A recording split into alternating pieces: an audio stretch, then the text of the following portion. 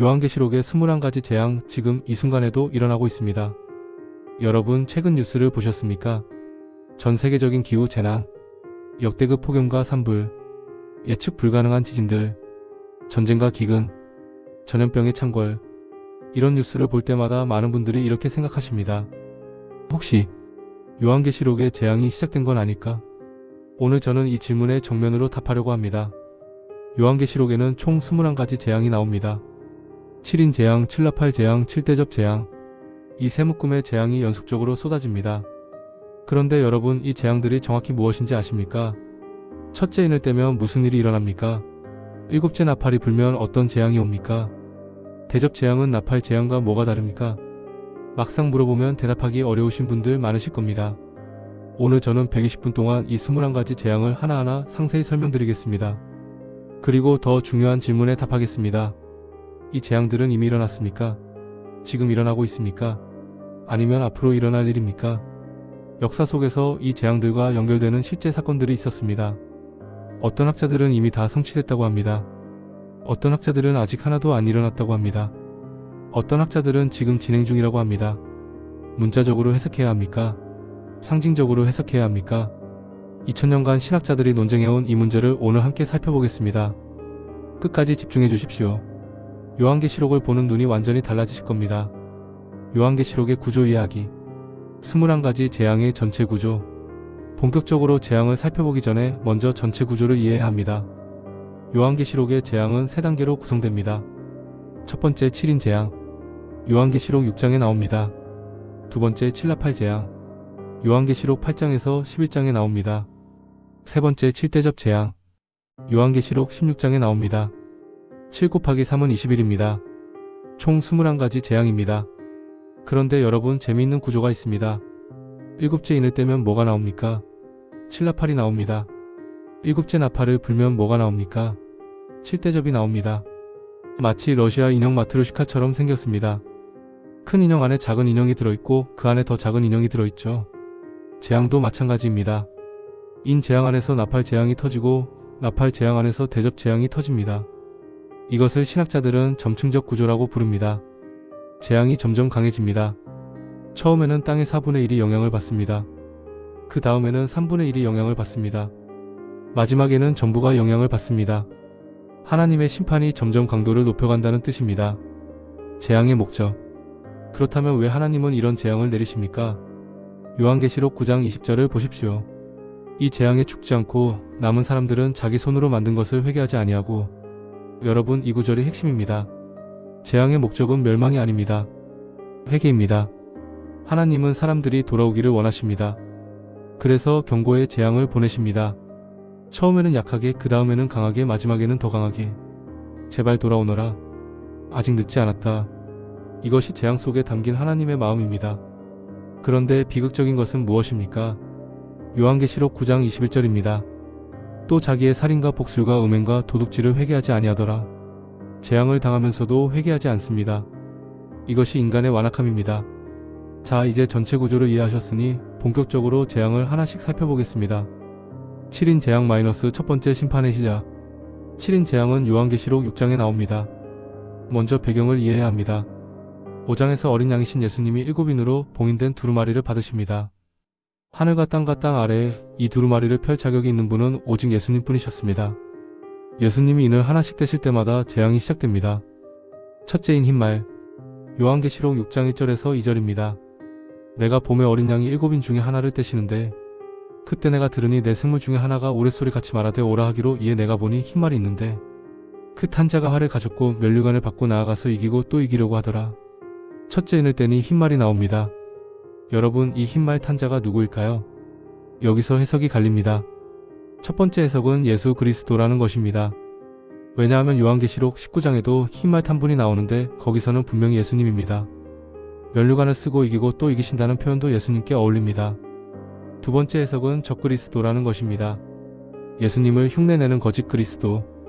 겉으로는 흰말을 타고 왕관을 쓰지만 실제로는 정복과 전쟁을 일으키는 자. 다음에 나오는 붉은 말, 검은 말, 청황색 말과 한 세트라면 이것도 재앙이어야 합니다. 어떤 해석이 맞을까요? 문맥을 보면 두 번째 해석이 더 설득력 있습니다. 왜냐하면 6장의 내 말은 스가랴 6장의 내 병거를 연상시킵니다. 그리고 내 말 모두 재앙을 가져옵니다. 첫째 말만 좋은 것이라면 균형이 맞지 않습니다. 이 흰말 탄자는 정복자입니다. 이기고 또 이기려고 나아갑니다. 하지만 그것은 거짓 평화, 거짓 승리입니다. 둘째인 붉은 말. 요한계시록 6장 3절에서 4절입니다. 둘째 내 때시 때에 내가 들으니 둘째 생물이 말하되 오라 하니 이에 다른 붉은 말이 나오더라. 그 탄자가 허락을 받아 땅에서 화평을 제하여 버리며 서로 죽이게 하고 또 큰 칼을 받았더라. 둘째 인을 때니 붉은 말이 나옵니다. 붉은색은 무엇을 상징합니까? 피입니다. 전쟁입니다. 이 말 탄자는 땅에서 화평을 제하여 버립니다. 서로 죽이게 합니다. 큰 칼을 받았습니다. 여러분, 인류 역사에서 전쟁이 없던 시대가 있었습니까? 역사학자들의 연구에 따르면 기록된 인류 역사 약 3400년 중에서 완전한 평화의 기간은 겨우 268년뿐이었다고 합니다. 나머지 기간에는 어딘가에서 항상 전쟁이 있었습니다. 20세기에만 해도 1차 세계대전, 2차 세계대전, 한국전쟁, 베트남전쟁, 걸프전쟁, 이라크전쟁, 셀 수 없이 많은 전쟁이 있었습니다. 지금 이 순간에도 세계 곳곳에서 전쟁이 일어나고 있습니다. 붉은 말의 재앙은 이미 시작됐습니까? 아니면 앞으로 올 일입니까? 이 질문에 대한 답은 잠시 후에 다루겠습니다. 여러분, 잠깐 멈추고 생각해 보십시오. 지금까지 첫째인과 둘째인을 보셨습니다. 거짓 정복자와 전쟁. 그런데 이것 어디서 많이 본 것 같지 않습니까? 예수님이 마태복음 24장에서 말씀하신 종말의 징조와 너무 비슷합니다. 마태복음 24장 5절 많은 사람이 내 이름으로 와서 이르되 나는 그리스도라 하여 많은 사람을 미혹하리라. 마태복음 24장 6절 난리와 난리 소문을 듣겠으나 너희는 삼가 두려워하지 말라. 거짓 그리스도 전쟁. 요한계시록 6장의 첫째인 둘째인과 정확히 일치합니다. 우연일까요? 아닙니다. 예수님이 직접 말씀하신 종말의 징조가 요한계시록의 재앙과 연결되어 있는 겁니다. 계속 보시겠습니다. 셋째인 검은 말. 요한계시록 6장 5절에서 6절입니다. 셋째 있는 때시 때 내가 들으니 셋째 생물이 말하되 오라 하기로 이에 내가 보니 검은 말이 나오는데 그 탄자가 손에 저울을 가졌더라. 내가 내 생물 사이로부터 나는 것 같은 음성을 들으니 이르되 한 데나리온의 밀한데요. 한 데나리온의 보리석대로다. 또 감람류와 포도주는 해치지 말라 하더라. 셋째 인을 때니 검은 말이 나옵니다. 검은색은 무엇을 상징합니까? 기근입니다. 굶주림입니다. 이 말 탄자는 저울을 들고 있습니다. 식량을 배급해야 할 정도로 부족하다는 뜻입니다. 한 데나리온은 당시 하루 품삯이었습니다. 그런데 그 돈으로 밀 한 대밖에 못 삽니다. 평상시 가격의 8배에서 16배입니다. 여러분, 이것이 무슨 뜻인지 아십니까? 하루 종일 일해서 번 돈으로 겨우 자기 입에 들어갈 식량 하나만 살 수 있다는 겁니다. 가족은 굶어야 합니다. 감람류와 포도주는 해치지 말라는 구절은 해석이 분분합니다. 어떤 학자들은 부유층은 피해를 안 입는다는 뜻으로 봅니다. 가난한 사람들만 굶주린다는 거죠. 어떤 학자들은 하나님의 자비로 완전한 파괴는 막으신다는 뜻으로 봅니다. 어쨌든 핵심은 분명합니다. 극심한 기근입니다. 마태복음 24장 7절에서 예수님이 뭐라고 말씀하셨습니까? 처처에 기근이 있으리라. 또 일치합니다. 넷째인 청황색 말. 요한계시록 6장 7절에서 8절입니다. 넷째 내 때시 때 내가 들으니 넷째 생물의 음성이 말하되 오라 하기로 이에 내가 봄에 청황색 말이 나오는데 그 탄자의 이름은 사망이니 음부가 그 뒤를 따르더라. 그들이 땅 4분의 1의 권세를 받아 검과 흉년과 사망과 땅의 짐승으로서 죽이더라. 넷째 인을 때니 청황색 말이 나옵니다. 청황색 헬라어로 클로로스입니다. 엽록소를 뜻하는 클로로필이 여기서 나왔습니다. 연두색 또는 시체가 부패할 때 나타나는 창백한 색입니다. 이 말 탄자의 이름은 사망입니다. 그리고 음부 즉 죽음의 세계가 뒤따릅니다. 그들에게 땅 4분의 1에 대한 권세가 주어집니다. 검, 흉년, 사망, 짐승으로 죽입니다. 여러분, 땅의 4분의 1이면 어느 정도입니까? 현재 세계 인구가 약 80억입니다. 4분의 1이면 20억입니다. 20억 명이 죽는 재앙입니다. 물론 이것이 문자적인 숫자인지 상징적인 표현인지는 논쟁이 있습니다. 하지만 어마어마한 규모의 죽음이라는 점은 분명합니다. 마태복음 24장 7절 후반부를 보십시오. 처처에 지진이 있으리라. 전쟁, 기근, 지진, 전염병. 이 모든 것이 첫내인에 담겨 있습니다. 다섯째인 순교자들의 영혼. 요한계시록 6장 9절에서 11절입니다. 다섯째 인을 때시 때 내가 보니 하나님의 말씀과 그들이 가진 증거로 말미암아 죽임을 당한 영혼들이 제단 아래에 있어 큰 소리로 불러 이르되 거룩하고 참되신 대주제여 땅에 거하는 자들을 심판하여 우리 피를 갚아주지 아니하시기를 어느 때까지 하시려 하나이까 하니 각각 그들에게 흰 두루마리를 주며 이르시되 아직 잠시 동안 쉬되 그들의 동무종들과 형제들도 자기처럼 죽임을 당하여 그 수가 차기까지 하라 하시더라. 다섯째인부터 분위기가 바뀝니다. 땅의 재앙이 아니라 하늘에서 순교자들의 부르짖음이 들립니다. 언제까지 우리 피를 갚지 않으시렵니까? 하나님의 대답은 무엇입니까? 조금만 더 기다려라. 순교자의 수가 차야 한다. 이것은 지금도 세계 곳곳에서 믿음 때문에 핍박받고 죽임당하는 성도들이 있다는 것을 보여줍니다. 그리고 하나님이 그것을 다 보고 계시며 반드시 갚아주실 것이라는 약속입니다. 여섯째인 우주적 재난. 요한계시록 6장 12절에서 17절입니다. 내가 보니 여섯째인을 떼실 때에 큰 지진이 나며 해가 총단같이 검어지고 달이 피같이 되며 하늘의 별들이 무화과나무가 대풍에 흔들려 성과실이 떨어지는 것 같이 땅에 떨어지며 하늘은 종이 축이 말리는 것 같이 떠나가고 각 산과 섬이 제자리에서 옮겨지매 여섯째인은 우주적 재난입니다. 지진 해가 검어짐 달이 피같이 됨 별들이 떨어짐 하늘이 말려 떠나감 산과 섬이 옮겨짐. 이것은 자연질서 전체가 흔들리는 것입니다. 예수님이 마태복음 24장 29절에서 말씀하셨습니다. 그날 환난 후에 즉시 해가 어두워지며 달이 빛을 내지 아니하며 별들이 하늘에서 떨어지며 하늘의 권능들이 흔들리리라. 놀랍도록 일치합니다. 자, 이제 일곱째 인을 보시겠습니다. 그런데 일곱째 인은 특별합니다.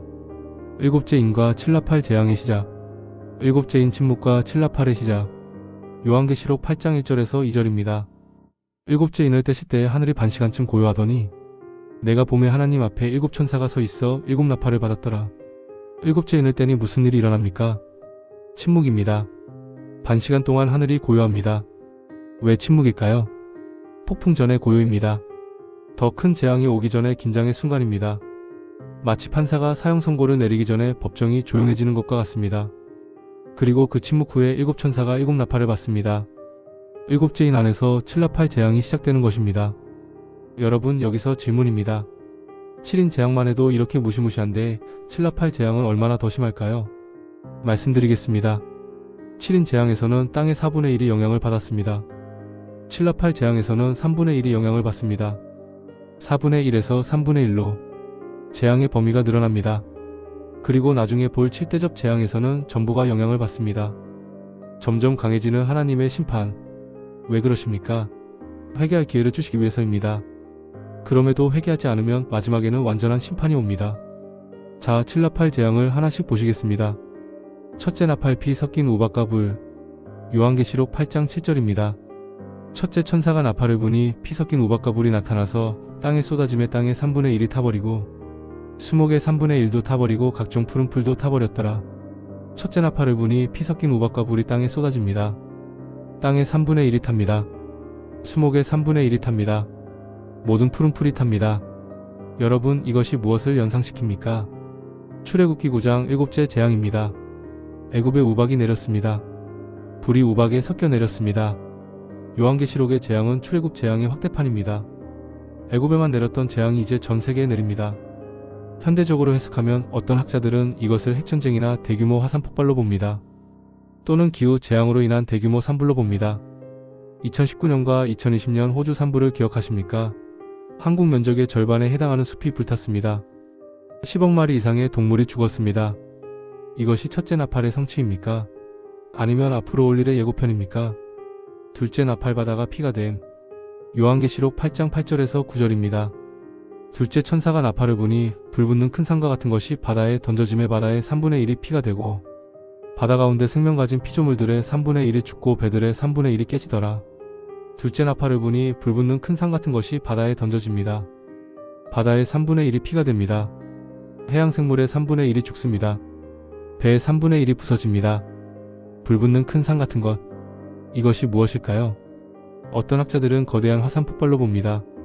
어떤 학자들은 운석이나 소행성 충돌로 봅니다. 어떤 학자들은 핵폭탄으로 봅니다. NASA에 따르면 지구 근처를 지나는 위험한 소행성이 수천 개 있다고 합니다. 언젠가 하나가 바다에 떨어진다면 이 예언이 문자 그대로 성취될 수 있습니다. 또 흥미로운 것은 현대 해양 오염으로 인해 이미 많은 바다가 죽은 바다가 되어가고 있다는 것입니다. 척조 현상으로 바다가 붉게 변하기도 합니다. 셋째, 나팔 쓴 샘물. 요한계시록 8장 10절에서 11절입니다. 셋째 천사가 나팔을 부니 횃불같이 타는 큰 별이 하늘에서 떨어져 강들의 3분의 1과 여러 물샘에 떨어지니 이 별 이름은 쓴쑥이라 물의 3분의 1이 쓴쑥이 되매 그 물이 쓰게 되므로 많은 사람이 죽더라. 셋째 나팔을 부니 타는 큰 별이 강과 샘에 떨어집니다. 이 별의 이름은 쓴쑥입니다. 헬라어로 합신토스, 영어로는 워무드워무드입니다. 여러분 1986년에 무슨 일이 있었는지 기억하십니까? 체르노빌 원자력 발전소 폭발 사고입니다. 놀라운 것은 체르노빌이라는 단어가 우크라이나어로 쑥을 뜻한다는 것입니다. 체르노빌 사고로 방사능에 오염된 물 때문에 수많은 사람들이 죽거나 병들었습니다. 이것이 셋째 나팔의 성취입니까? 많은 사람들이 그렇게 해석합니다. 하지만 반론도 있습니다. 요한계시록의 재앙은 전 세계적이어야 하는데 체르노빌은 지역적 사건이라는 것입니다. 어쨌든 흥미로운 연결점인 것은 분명합니다. 넷째 나팔의 달 별이 어두워짐. 요한계시록 8장 12절입니다. 넷째 천사가 나팔을 부니 해 3분의 1과 달 3분의 1과 별들의 3분의 1이 타격을 받아 그 3분의 1이 어두워지니 낮 3분의 1은 비추임이 없고 밤도 그러하더라. 넷째 나팔을 부니 해 달 별의 3분의 1이 어두워집니다. 하늘의 광명체들이 타격을 받습니다. 이것은 무엇을 의미할까요? 대기 오염이나 화산 폭발로 인한 암흑, 핵겨울, 아니면 초자연적인 현상? 출애굽기 10장의 9째 재앙 흑암 재앙을 연상시킵니다. 사흘 동안 애굽 전역이 캄캄해졌습니다. 중요한 것은 빛이 사라진다는 것입니다. 하나님이 창조 첫날에 만드신 것이 빛입니다. 그 빛이 거두어지는 것은 창조 질서의 역전입니다. 여러분 여기서 잠깐 요한계시록 8장 13절을 보십시오.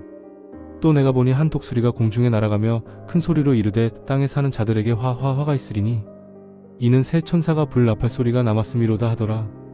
화 세 번의 화. 처음 내 나팔도 무시무시했는데 남은 새 나팔은 더 무섭습니다. 그래서 다섯째, 여섯째, 일곱째 나팔을 새 화라고 부릅니다. 첫째 화는 다섯째 나팔입니다. 둘째 화는 여섯째 나팔입니다. 셋째 화는 일곱째 나팔입니다.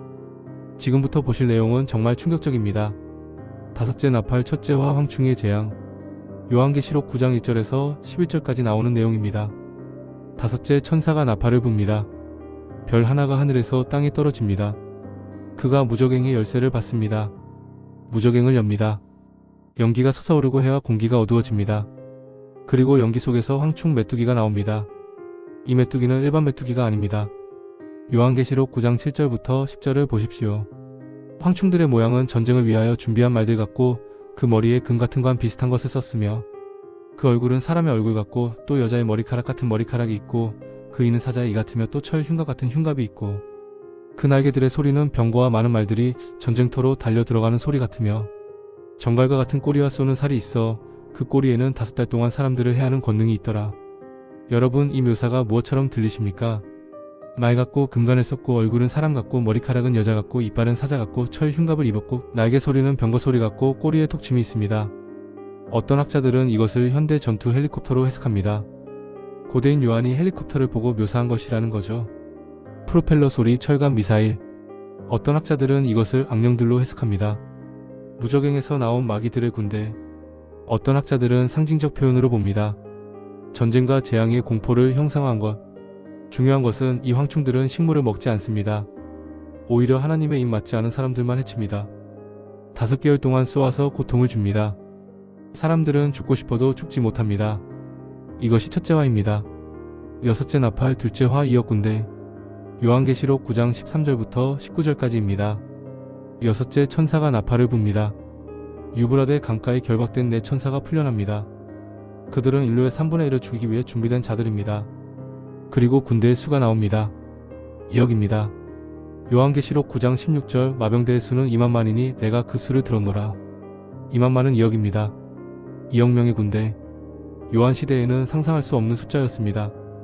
당시 전 세계 인구가 2억에서 3억 정도였으니까요. 그런데 오늘날에는 어떻습니까?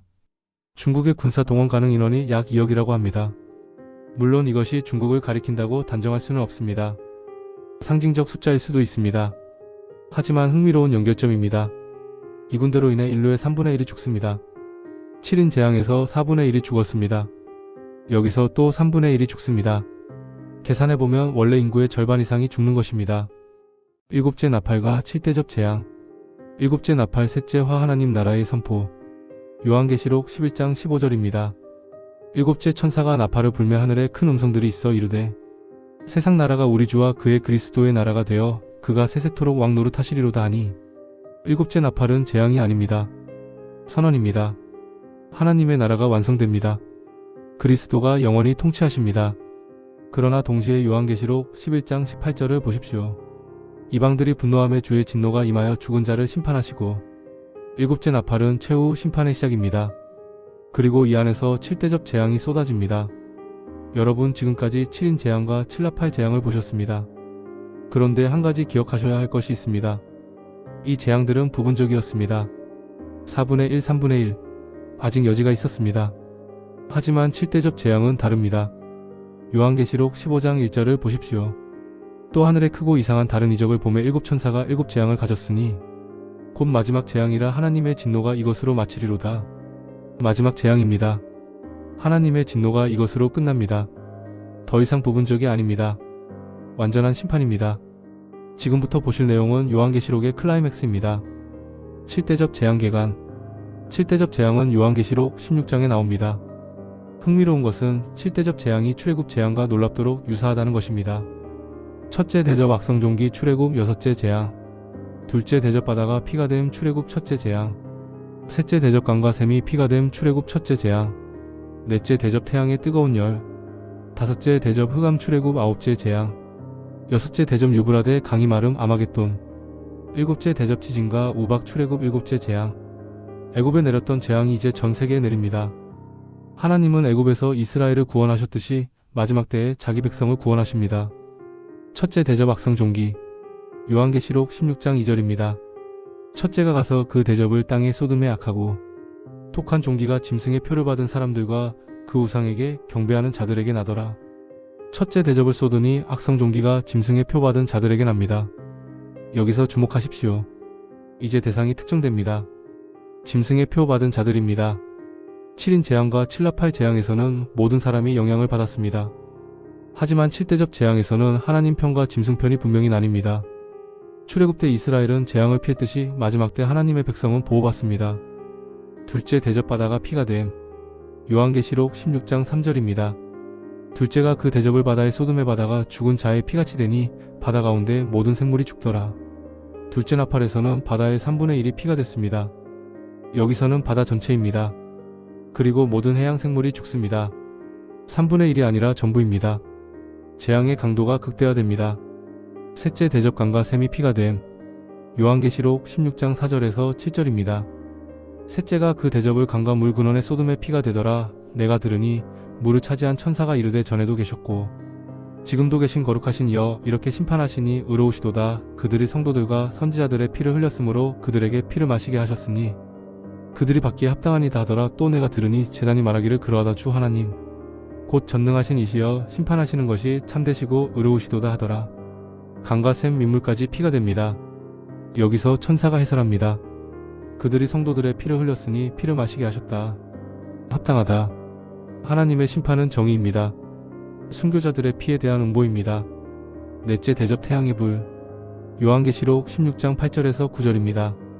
넷째가 그 대접을 해 소돔의 해가 권세를 받아 불로 사람들을 태우니 사람들이 크게 태움에 태워지매 이 재앙들을 행하는 권세를 가지신 하나님의 이름을 비방하며 또 회개하여 그에게 영광을 돌리지 아니하더라.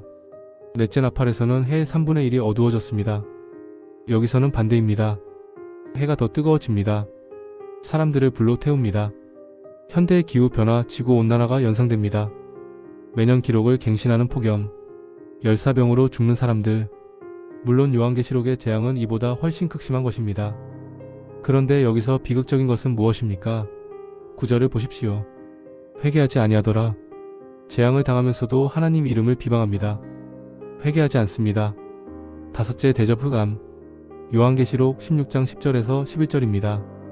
다섯째가 그 대접을 짐승의 보좌에 쏟으니 그의 나라가 어두워지며 사람들이 아파서 자기 혀를 깨물며 하늘의 하나님을 비방하고 자기의 고통과 종기로 말미암아 회개하지 아니하더라. 다섯째 대접은 짐승의 보좌에 쏟아집니다. 그의 나라가 어두워집니다. 출애굽 흑암 재앙처럼 짐승의 왕국이 캄캄해집니다. 그리고 또다시 회개하지 아니하더라. 이미 악성 종기가 있는데 흑암까지 더해졌는데 그래도 회개하지 않습니다. 인간의 완악함이 얼마나 깊은지 보여줍니다. 여섯째 대접 유브라데 강과 아마겟돈. 요한계시록 16장 12절에서 16절입니다. 여섯째가 그 대접을 큰 강 유브라데의 소돔의 강물이 말라서 동방에서 오는 왕들의 길이 예비되더라. 또 내가 보매 개구리 같은 새더러운 영이 용일까 짐승일까 거짓 선지자의 입에서 나오니 그들은 귀신의 영이라 이적을 행하여 온 천하 왕들에게 가서 하나님 곧 전능하신 이의 큰 날의 전쟁을 위하여 그들을 모으더라. 보라, 내가 도둑같이 오리니 누구든지 깨어 자기 옷을 지켜 벌거벗고 다니지 아니하여 자기의 부끄러움을 보이지 않는 자가 복이 있도다 하시더라. 새 영이 히브리어로 아마겟돈이라 하는 곳으로 왕들을 모으더라. 여섯째 대접을 쏟으니 유브라데 강이 마릅니다. 유브라데 강은 이스라엘의 동쪽 경계였습니다. 이 강이 마르면 동방의 군대가 이스라엘로 쳐들어올 수 있습니다. 그리고 악한 영들이 세계의 왕들을 불러 모읍니다. 어디로? 아마겟돈으로. 아마겟돈, 히브리어로 무기또 산이라는 뜻입니다. 무기또는 이스라엘 북부의 전략적 요충지입니다. 역사상 수많은 전쟁이 이곳에서 벌어졌습니다. 요시야 왕도 여기서 전사했습니다. 아마겟돈 전쟁, 인류 역사의 마지막 전쟁, 선과 악의 최후 결전. 이것이 여섯째 대접입니다. 일곱째 대접 최후의 심판. 요한계시록 16장 17절에서 21절입니다. 일곱째가 그 대접을 공중에 소돔의 큰 음성이 성전에서 보좌로부터 나서 이르되 되었다 하시니 번개와 음성들과 우레소리가 있고 또 큰 지진이 있어 얼마나 큰지 사람이 땅에 있어 온 이래 이같이 큰 지진이 없었더라. 큰 성이 세 갈래로 갈라지고 만국의 성들도 무너지니 하나님 앞에 큰 바벨론이 기억되어 그의 맹렬한 진노의 포도주 잔을 받게 되었더라. 각 섬도 없어지고 산들도 간데 없더라. 또 중수가 한 달란트나 되는 큰 우박이 하늘로부터 사람들에게 내림에 사람들이 그 우박 재앙으로 말미암아 하나님을 비방하니 그 재앙이 심히 크더라. 일곱째 대접을 쏟으니 공중에서 소리가 들립니다. 되었다. 십자가에서 예수님이 외치셨던 말씀과 같습니다. 다 이루었다. 구원이 완성됐듯이 심판도 완성됩니다. 역사상 가장 큰 지진이 일어납니다. 큰 성이 세 갈래로 갈라집니다. 만국의 성들이 무너집니다. 바벨론이 심판받습니다. 섬도 없어지고 산도 없어집니다. 한 달란트 약 34kg의 우박이 내립니다. 그리고 또다시 하나님을 비방하더라. 마지막 순간까지 회개하지 않습니다. 이것이 21가지 재앙의 마지막입니다. 해석의 4가지 관점. 여러분, 지금까지 21가지 재앙을 다 살펴보셨습니다. 이제 핵심 질문을 다뤄야 합니다. 이 재앙들은 언제 일어나는 것입니까? 이미 일어났습니까? 지금 일어나고 있습니까? 아니면 앞으로 일어날 일입니까? 2000년 동안 신학자들은 이 질문을 놓고 논쟁해왔습니다. 크게 4가지 관점이 있습니다. 과거주의, 역사주의, 미래주의, 이상주의. 하나씩 설명드리겠습니다. 과거주의. 과거주의는 요한계시록의 예언이 이미 1세기에 성취됐다고 봅니다. 이 관점에 따르면 짐승은 네로 황제입니다. 바벨론은 로마입니다. 재앙들은 70년 예루살렘 멸망과 로마 제국의 몰락 과정에서 일어난 일들입니다. 요한은 자기 시대 독자들에게 편지를 쓴 것입니다. 그들이 이해할 수 있는 내용을 담은 것입니다. 장점이 무엇입니까? 1세기 역사적 맥락을 잘 설명합니다. 요한계시록의 원래 독자들에게 의미가 있었다는 점을 강조합니다. 단점이 무엇입니까? 그렇다면 요한계시록이 오늘날 우리에게 무슨 의미가 있습니까? 이미 다 끝난 일이라면 그냥 역사 기록에 불과한 것입니까? 과거주의자들은 그렇지 않다고 말합니다. 원리는 오늘날에도 적용됩니다. 하나님은 항상 악을 심판하시고 자기 백성을 구원하십니다. 역사주의. 역사주의는 요한계시록이 교회 역사 전체를 예언한다고 봅니다. 이 관점에 따르면 7인 7나팔 7대접은 1세기부터 재림까지 순차적으로 일어나는 사건들입니다. 종교개혁자들이 이 관점을 많이 가졌습니다. 루터, 칼빈, 녹스, 웨슬리 모두 교황을 적그리스도로 봤습니다. 중세 카톨릭 교회를 바벨론으로 봤습니다. 이 관점에서 보면 우리는 지금 어디쯤에 있을까요? 어떤 학자들은 우리가 여섯째 나팔과 일곱째 나팔 사이에 있다고 합니다. 아마겟돈 전쟁이 곧 올 것이라고 합니다. 장점이 무엇입니까? 요한계시록이 모든 시대에 관련 있음을 보여줍니다. 역사를 하나님의 계획 안에서 해석합니다. 단점이 무엇입니까? 해석이 너무 주관적입니다. 어떤 사건을 어떤 재앙에 맞추느냐에 따라 해석이 천차만별입니다. 시대마다 지금이 마지막 때라고 했지만 번번이 틀렸습니다. 미래주의. 미래주의는 요한계시록 4장부터는 미래에 일어날 일이라고 봅니다. 이 관점에 따르면 7년 대환란 기간에 이 모든 재앙이 문자 그대로 쏟아집니다. 적그리스도가 실제로 등장합니다. 아마겟돈 전쟁이 실제로 일어납니다. 예수님이 눈에 보이게 재림하십니다. 세대주의적 종말론이 여기에 속합니다. 레프트 비하인드 시리즈로 유명해진 관점입니다. 장점이 무엇입니까? 요한계시록의 드라마틱한 묘사를 진지하게 받아들입니다. 예언의 성취를 구체적으로 기대합니다. 단점이 무엇입니까? 그렇다면 요한계시록은 1세기 독자들에게 무슨 의미가 있었습니까? 2000년 이상 후에 일어날 일이라면 당시 사람들에게는 이해 불가능한 책이 됩니다. 이상주의. 이상주의는 요한계시록을 상징과 원리로 봅니다. 이 관점에 따르면 요한계시록은 특정 시대나 사건을 예언하는 게 아닙니다. 선과 악의 영원한 싸움, 하나님의 최종 승리를 상징적으로 보여주는 것입니다. 짐승은 모든 시대의 반기독교적 세력입니다. 바벨론은 모든 시대의 타락한 세상 체제입니다. 재앙은 악에 대한 하나님의 심판의 원리입니다. 장점이 무엇입니까? 모든 시대에 적용할 수 있습니다. 문자적 해석의 어려움을 피합니다. 단점이 무엇입니까? 너무 추상적입니다. 구체적인 예언과 성취의 개념이 사라집니다. 역사 속에서 하나님이 구체적으로 일하신다는 점이 희석됩니다. 균형 잡힌 해석과 현대적 적용. 여러분, 그래서 어떻게 해석해야 합니까? 제가 솔직히 말씀드리겠습니다. 완벽한 답은 없습니다. 4가지 관점 모두 일리가 있습니다. 4가지 관점 모두 한계가 있습니다. 중요한 것은 무엇입니까? 각 관점의 장점을 취하고 극단을 피하는 것입니다. 균형 잡힌 접근법. 균형 잡힌 해석은 이렇게 합니다. 첫째, 요한계시록은 1세기 독자들에게 의미가 있었습니다. 그들은 로마의 박해 속에서 이 편지를 읽으며 위로와 소망을 얻었습니다. 과거주의의 통찰입니다. 둘째, 요한계시록의 원리는 모든 시대에 적용됩니다. 모든 시대에 짐승 같은 세력이 있습니다.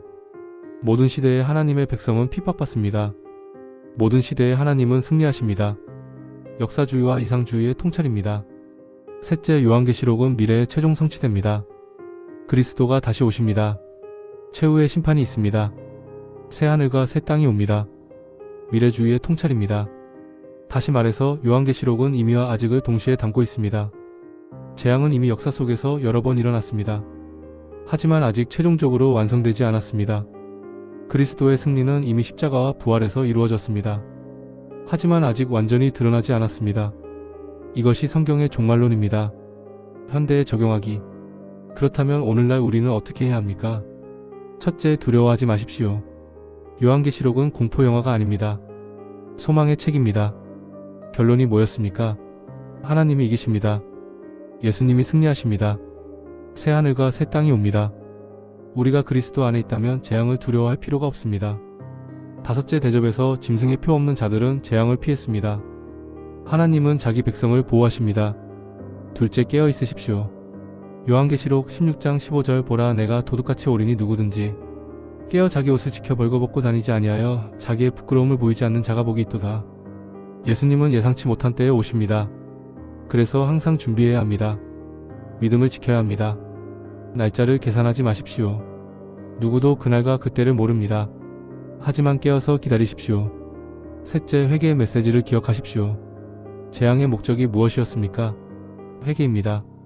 하나님은 심판 가운데서도 기회를 주십니다. 돌아오라고 부르십니다. 그러나 비극적으로 많은 사람들이 끝까지 회개하지 않았습니다. 오늘 세상에 재앙 같은 일들이 일어날 때 우리는 어떻게 반응합니까? 하나님을 비방합니까?